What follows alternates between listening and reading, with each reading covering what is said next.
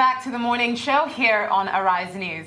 Now, Nigeria's former National Security Advisor, Sambo Dasuki, who was the country's NSA until May 2015, and also detained for more than 4 years by the Nigerian government over allegations of illegal possession of arms and misappropriation of $68 million arms fund, has noted that he has no feud with President Muhammadu Buhari. According to reports, the government refused to release him despite multiple court orders to that effect, fueling rumors that President Buhari was using security agencies to settle old scores with Dasuki. His release on Tuesday and that of Omoyele Sowore came on the heels of internal and external pressure on the Nigerian government to free illegally detained individuals in the country. Government-backed National Human Rights Commission also asked the government to respect the court orders on Monday. But Nigeria's Attorney General and Minister for Justice, Abubakar Malami, says they were released based on earlier court orders. Yinusa Abdulsalam joins us now to discuss more on this. Good morning. Good morning, Yunus. Good morning. Yunus, good morning. Good morning. Merry Christmas to you. And good to have you on the morning. Thank you very much. Yes, I'm sure you listened to the introduction by Kachia and Adesua. Should Colonel Sambo Dasuki and Omoyele Sowore be grateful to President Muhammadu Buhari, who has now decided to respect court orders and release them?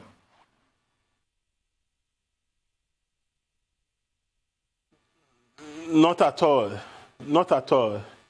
I think in a constitutional democracy, a strict adherence and observance to the rule of law is very sacrosanct. So it is the inalienable right of Colonel Sambo Dasuki and Omoyele Sowore to be released on bail pursuant to the granting of the court order.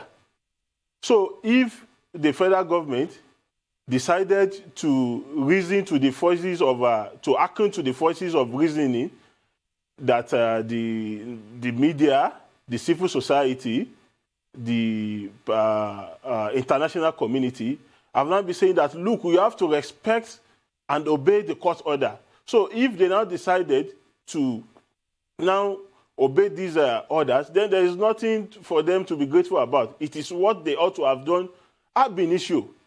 So in fact, it is even very unfortunate that it took the Nigerian government for a very long period of time to do what is elementary in constitutional democracy.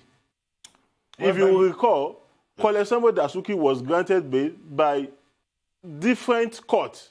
I could remember vividly Justice Osei Baba Yusuf granted him bail, Justice Afen granted him bail, ECOWAS court granted him bail, and even awarded damages against the federal government for his unlawful incarceration.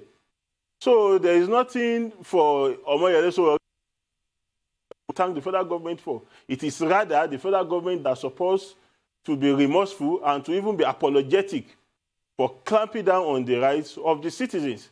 It is very wrong. Well, most commentators on this subject, they sound more or less the same way you are sounding now. But, I mean, Colonel Sambo Dasuki, who is right at the center of the storm, he says whatever may have happened to him is the will of God. So is this about the will of God? Because, that's his position. But you seem to think that it's a question of government violating the Constitution and the orders of court. Yes, that is the point we are talking about. What we are talking about is that Section 36 sub 5 of the 1999 Constitution is unequivocal. The provision of the Constitution presumes anybody that is alleged to have committed any crime to be innocent until pronounced guilty by a competent court of law. Now, what we have seen in the scenario of Colonel Sambo Dasuki is a man who has been persecuted by the federal government. This is a man who is alleged to have mismanaged a lot of funds that is meant for armed procurement. And he was arraigned in the court of law, and the court of law granted him bail. But unfortunately, the federal government, for reasons best known to them, refused flagrantly to release Colonel Sambo Dasuki on bail as ordered by the court. And what we are saying is that this kind of development, it is a very sad commentary on our march towards a matured constitutional democracy. So the point is very clear that it is unfortunate that the federal government will cherry pick, will choose which court order to obey and the one not to obey. Because Sambo Dasuki said that he has left everything to the will of God. Well, that is his own opinion.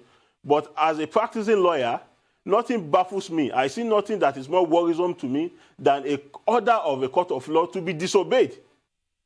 And it is disobedience of a court order is a recipe for chaos. It is a recipe for anarchy. And as you can be seeing, it seems the state governments are now trying to even learn this unfortunate attitude from the federal government. You can see a lot of some state governments whereby the Supreme Court have made it very clear that local government officials that are duly elected are not to be sacked by the state government, by the state governors to be precise. But what we have seen around the states now, you will see many state governments just sacking elected local government officials. So when a country decided to develop a culture of disobedience to court order, a culture of non-observance to the rule of law, you will see anarchy pervading the entire country. Just of recent, a court of appeal sitting in Ilorin gave an order that somebody should be allowed to resume his duty as a member of a State House of Assembly. But what we have seen is that the State House of Assembly refused to obey an order of a court of appeal. Okay. So it is worrisome when we decided when as a country that is governed by law, decided not to respect its own law. It makes us a laughingstock in the Committee of Nations. Okay. So personally, I am worried as a lawyer, as a practicing lawyer, that a government that is formed by law, a government that comes into being by law, will refuse to obey an order of a competent court. And just like many others, Mr. Abdulsalam, if you allow me to come in here, I see it as a very sad development. so we can make this a conversation more. Just like many others like you that are worried, this has become so rampant. And you're right, it has cascaded to the state level where the state governors are cherry-picking as well. And I wonder, in your opinion, why do you think that this is so rampant? What is responsible for this blatant disregard for the court orders? And secondly, I want to ask you, do you think that the judiciary has been cowed and forcefully co-opted? Is there redemption for the judiciary? Do you foresee a situation where judges will refuse to sit on certain agency cases? I think on this note, I think I will have to commend Honorable Justice Ojukwu, who gave the DSS an ultimatum to produce Omoyele Sowore within 24 hours. I believe that the Nigerian judges need to have a stronger biceps.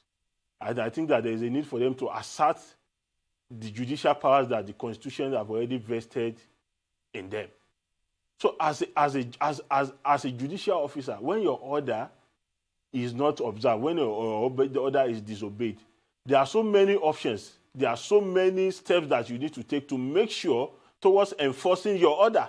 But it seems that I don't know, for whatever reason, I believe that the judiciary needs to wake up. The judiciary needs to assert its power as it's been given by Section 6 of the 1999 Constitution as amended. So I believe that the judiciary needs to live up to its expectation and make sure that its order must be obeyed. And you can see what happened in the case of Omoyele Sowore. Had it been the Honorable Justice Chukwu decided to be elusive, to be evasive rather, the DSS might have not even produced Sowore. So there is a need for the court to assert its power, that look, my order must be obeyed because that is what the Constitution has said. And there is a need for the executive to understand that, to appreciate the principle of separation of power. The three arms of government's duties and functions are being set out by the Constitution. So the judiciary should not, the executive needs to understand that the judiciary is not like an appendage and cannot be subservient to the executive. The power to determine who should be in custody, who should not be in custody, who should be free, who should not be free, is constitutionally saddled with the judiciary and not with the executive. The executive lacks the magisterial power to decide somebody that should be in detention and somebody that should not be in detention, citing national security and what have you. All this is just a facade that I believe that the executive is trying to hide in order to perpetrate the impunity, and which is giving so many Nigerians goose pimples and cause of concern about. So I believe that the executive needs to understand this, that it is elementary in constitutional democracy that every arms of government has its own constitutional duties and functions. Exactly. And it is not the function of the executive to determine who should be freed and who should not be freed, or to determine whether to obey the court or an order of the court or not. So it is rather unfortunate to hear the Attorney General saying that he has given directive to the DSS. From the beginning, he doesn't even need to give directive to the DSS. DSS, as a creation of law, should know that he is bound to obey an order of the court. So that is the point that I think there is a need for us to make very clear. All right. But if we now, a democracy cannot thrive. A democracy cannot thrive on impunity. A democracy cannot thrive when there is a flagrant disobedience to the rule of law. And the point needs to be made clear at every material time that the sanctity of judiciary, the sanctity of judicial powers needs to be respected. And it is going to give the Nigeria a good image even at international level. Absolutely. Now, I'd like to touch on the issue of settling old scores. There's been reactions that the government is using the seat of power to settle old scores, especially with Dasuki. Now, what are your thoughts on this, and how do you think this is going to affect us as a nation legally as well?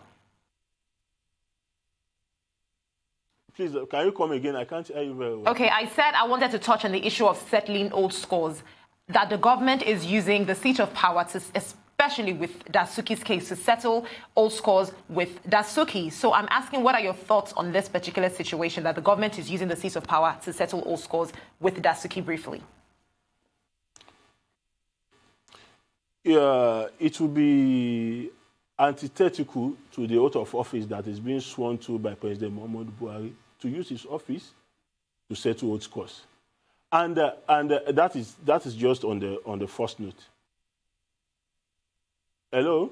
Yes, we're here. We can hear you. Hello? We can hear you. Please go on. The point needs to be made that it is wrong, it is unlawful, and it is antithetical to the spirit and tenets of the Constitution for any executive officer who has sworn to uphold the tenets of the Constitution to use that office to settle old scores. But if what we have been able to gather even from the public domain is anything to go by, there is even no basis for anybody to even, if what we have gathered from the public domain is anything to go by, you will even realize that Sambo Dasuki even played prominent role, positive role in the life of President Muhammadu Buhari. I think I have read an interview by Colonel Abdulsalam, a retired army officer, who said that Sambo Dasuki was not part of people, that they were the one that arrested. All right, Mr. Yinusa Abdulsalam, we will get back with you on this conversation shortly. Let's head out to a quick break. When we get back, we'll continue discussing this issue. Stay with us.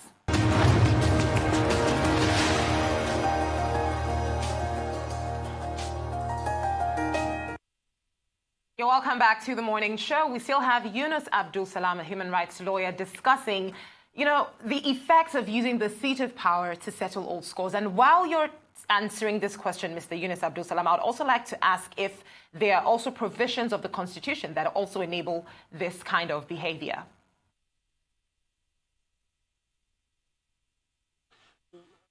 Like I have said earlier, that the provisions of the Constitutions are unequivocal. The Constitution has made it very clear that when you are sworn in as an executive officer, you must use the office to advance the cause of national interest, or the state interest as the case may be. And it can never be an avenue to use to settle old scores. And having said that, it is even clear from the evidence that one can gather from the public domain that there is no basis to even have to settle old score or to even have an old malice between President Muhammadu Buhari and the Sambo Dasuki. General Abdulsalam, I think a retired army officer, said it in public domain that they were the one that arrested President Muhammadu Buhari when they took over power from him as a military head of state. And he made it very clear that Sambo Dasuki was not part of them who went and arrested President Muhammadu Buhari. The former, the emir of Gwandu, Colonel Jokolo, who was President Muhammadu Buhari's ADC when he was head of state, also made it very clear that Sambo Dasuki was one of even the few officers who financed the coup that enthroned the administration of President Muhammadu Buhari in the military era. He said it in public that, look, Sambo Dasuki financed the coup that they used to enthrone the administration of President Muhammadu Buhari. And I think there is another interview which I have also read also, where Sambo Dasuki was said to have talked to so many prominent politicians from the Southwest when in the CPC days to allow President Muhammadu Buhari to become the flag bearer of the amalgamation of CPC and the then AC together. So when you look at what one have read from the media, especially coming from the mouth of people that were dramatist personnel who actually participated and they were in the know of what actually transpired, you will find it very difficult to situate in what way Sambo Dasuki might have offended President Muhammadu Buhari. Colonel Abdulsalam said he was the one that spearheaded the arrest of President Muhammadu Buhari. The ADC to President Muhammadu Buhari in his during his military era said that Sambo Dasuki even financed the coup that made it possible for President Muhammadu Buhari in his military era to become the head of state. And I think there was an interview also that is in the public domain that said that Sambo Dasuki have to even net down before Asiwaju Bola Tinubu to allow President Muhammadu Buhari to be the flag bearer of CPC and the SAN during the days when they were trying to march together. And he even made mention of people like the Minister of Education, Malam Adamu, and some other prominent Nigerians who were witnesses to this talk. So when you look at all this issue, I don't see it as even a basis, because from the historical perspective, there is nothing that is empirical to even say that, okay, during previous administration or during a long period of time, Sambo Dasuki must have offended President Muhammadu Buhari in one way or the other. So there is even no basis for it. But in any case, the provision of the Constitution is sacrosanct. That it is unlawful, it is antithetical to use your office to settle old scores. Yes, so and I think you are quite correct on the point about the Constitution. You are quite correct to say that there's nowhere in the Constitution that any government is allowed to use the coercive instruments of power to settle scores or to intimidate anybody. There are many of the narratives that we have around some of these issues may then, beyond what the Constitution says, be no more than hearsay. But I would like you to comment on something. A few days ago, when the president received letters of credence from the new U.S. ambassador to Nigeria, that's Betty Leonard, the president made the point that his conscience is clear, that his government has not in any way violated anybody's rights, and that he has been consistently committed to his oath of office spelled out in the Constitution. Do you agree that indeed that his conscience is clear, or that the president was just making a diplomatic statement in front of a U.S. envoy assuming duties in Nigeria, only a few days after the Nigerian government was accused of violating people's rights to the freedom of religion, thought, and conscience?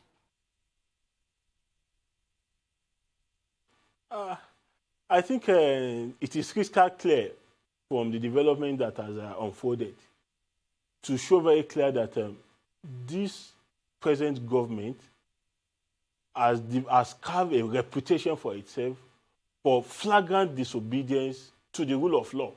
It is very clear. Even we can use the case at hand of Sambo Dasuki to prove this very point. What is the basis? These are the posers. What is the basis that the federal government have not to respect the court order that has been given for the past 4 years by different courts, not even a particular court, almost 5 courts, saying that, look, this person is granted bail, and you refuse to obey it. There was the government was unable to give any credible justification that is known to the law to say that, okay, this is the reason why we are not releasing him. In fact, you don't even have any reason under our criminal jurisprudence. When a court ordered that somebody should be released, then you don't have any option other than to comply with that order. If you agree with that order, the next thing you can do as enshrined by our constitution is to appeal that order. So you will find it very difficult to disagree with the president to say that his administration has been observing the rule of law. You will find it very difficult to agree with him when you take issue of the travails of Sambo Dasuki as a case study. This is a man that has been granted bail by a court. Look at the issue of Omoyele Sowore. The Federal High Court, Honorable Justice Taiwo, even gave the DSS the power by its order to allowing DSS to detain him for 45 days. And after the expiration of the 45 days, the DSS came back to the court to say that, okay, we want additional time. And Honorable Justice Taiwo, in his wisdom, said, no, I don't see the reason why you should delay this gentleman further. And the proper thing in a constitutional democracy that DSS ought to have done is to comply with that order and release him. So it took another steps by the Sowore's legal team to approach Honorable Justice Chukwu for the purpose of enforcing his fundamental right. So when you look at all these developments and some other developments together, you will know that as far as observance and strict adherence to the rule of law, this government has performed abysmally low in that regard. That is just the facts. Okay. I'd like to talk about... there are empirical instances to buttress this. Okay, let's talk about the former NSA, because as far back as July this year, the Court of Appeal in Abuja had declared that his continued detention with the DSS was illegal, unconstitutional, and even awarded him a 5 million naira damage. That's against the DSS. We also know that bail is not acquittal. But is it enough that the DSS now has released Colonel Sambo Dasuki, or should we be making scapegoats and placing deterrents with the DSS?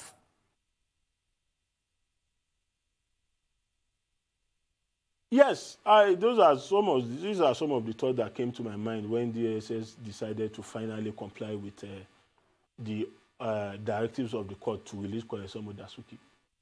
There are damages that have been awarded against the federal government.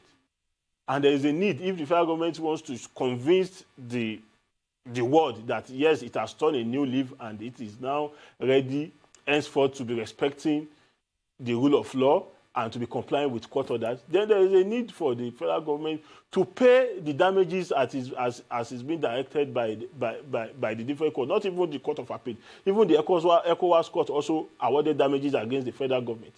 So I am expecting that Colonel Sambo Dasuki's legal team will have to reassess the development and maybe probably go back to the court and make case for damages and compensations for that illegal detention. But because the question now is that what is the legal implications of that long period of time that Colonel Sambo Dasuki has spent in DSS custody in flagrant disregard of the court order?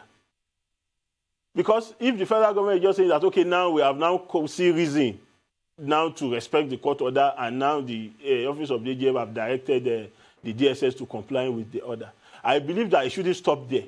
The government needs to be remorseful. The government needs to even tender apology, not only to Colonel Sambo Dasuki, but all other political prisoners, all other people that have been in detention in flagrant violation of their right has been declared by the court of law. So I feel that Colonel Sambo Dasuki is a victim of persecution, because 4 years in illegal detention is psychologically worrisome for any victim of that kind of unfortunate situation. Yes. So I think that there is a need maybe for his legal team to assess the situation and go back, because ubi ujus ubi remedium has been said in Latin language. When there is wrong, there should be remedy. Yeah. The fact is clear that there is a wrong. So wrong has already been made against him for him to be in detention for 4 years. And now that you have now decided to hearken to the voice of reasoning, and you now decided to say, okay, now we are respecting the rule of law, well, then there is a need to remedy that long period of time. We have less than a minute to go on this conversation. You were talking about other persons that have been detained that should be released. Should that include El Zakzaki and his wife Zainat?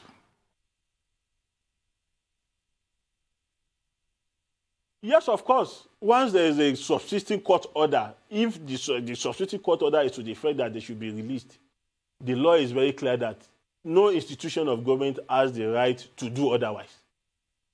Well, so it is very clear. Every person. Thank you very much, Yinusa. So the point I'm trying to make on a final note is that... yes, go ahead, on a final note. The point I'm trying to make, in essence, is that our democracy can only thrive when there is a strict observance of the rule of law and a deep respect for the judiciary. Thank you very much, Yinusa Abdulsalam. We'll have to close the conversation at this point. Thank you very much indeed. We've enjoyed having this conversation with you.